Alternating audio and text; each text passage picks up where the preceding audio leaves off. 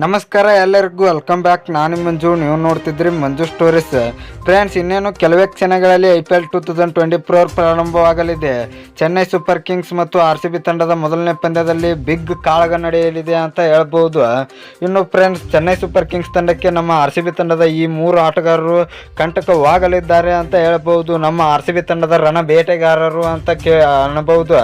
ಇನ್ನು ಫ್ರೆಂಡ್ಸ್, ನಮ್ಮ RCB ತಂಡದ ಈ ಮೂರು ಆಟಗಾರರು ಚೆನ್ನೈ ತಂಡಕ್ಕೆ ಯಾವ ಥರ ಕಂಟಕವಾಗುತ್ತಾರೆ, ಅವರು ಯಾರು ಅಂತ ನಾನು ನಿಮಗೆ ಈ ವಿಡಿಯೋದಲ್ಲಿ ತಿಳಿಸ್ಕೊಡ್ತೇನೆ. ಅದಕ್ಕಿಂತ ಮುಂಚೆ ನೀವೇನಾದರೂ ನಮ್ಮ ಚಾನಲ್ಗೆ ಹೊಸಬ್ರಾಗಿದ್ದರೆ ತಪ್ಪದೆ ಸಬ್ಸ್ಕ್ರೈಬ್ ಮಾಡಿ, ಹಾಗೆ ಪಕ್ಕದಲ್ಲಿರೋ ಬೆಲ್ ಐಕಾನ್ ಪ್ರೆಸ್ ಮಾಡಿ ಅದನ್ನು ಸೆಲೆಕ್ಟ್ ಮಾಡಿ. ಯಾಕೆಂದರೆ ನಾನು ಯಾವುದೇ ಕ್ರಿಕೆಟ್ ಬಗ್ಗೆ ವಿಡಿಯೋ ಮಾಡಿದ್ರೆ ನಿಮಗೆ ತಕ್ಷಣ ನೋಡಿಸಿ ಬರ್ತೆ, ಆವಾಗ ನೀವು ವಿಡಿಯೋನ ಮೊದಲಿಗರಾಗಿ ನೋಡ್ಬೋದು.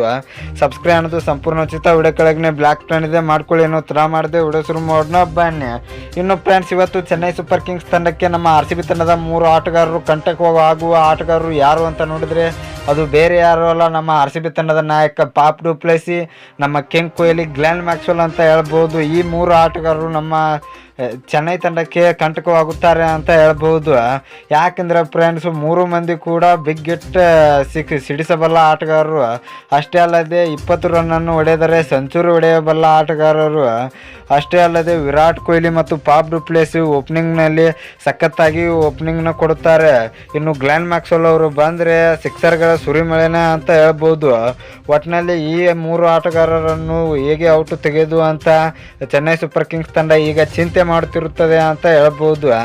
ಇನ್ನು ಫ್ರೆಂಡ್ಸ್, ಚೆನ್ನೈ ಸೂಪರ್ ಕಿಂಗ್ಸ್ ತಂಡದ ವಿರುದ್ಧ ನಮ್ಮ RCB ತಂಡ ಗೆಲ್ಲುತ್ತದೆ ಅಂತ ನಿಮಗೆ ಅನಿಸಿದರೆ ಜೈ RCB ಅಂತ ಕಮೆಂಟ್ ಬಾಕ್ಸಲ್ಲಿ ಕಮೆಂಟ್ ಮಾಡೋದ್ರ ಮೂಲಕ ತಿಳಿಸ್ಕೊಡಿ.